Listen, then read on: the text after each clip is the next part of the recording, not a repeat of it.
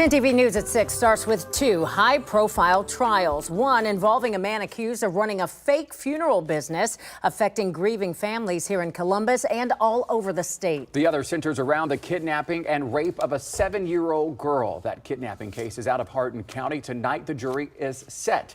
They'll decide the fate of Charles Castle. He's accused in an Amber Alert from last year. The 7-year-old victim was found the next day inside an abandoned home. Today, the jury went to that home. 10 TV's Brittany Bailey went with them. She has the update you'll see only on 10 TV.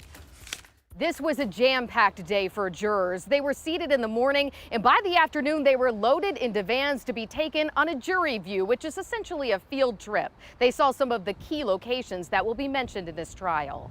It started with a stop at the home where the little girl lived. She was 7 at the time. You may remember the defendant is charged with kidnapping her in the middle of the night back in November of last year. We also saw a neighboring home where surveillance cameras captured footage that will be mentioned in the trial. Up next, we saw the abandoned home where she was found on a late Friday night. It's roughly 8 miles from her home on County Road 180.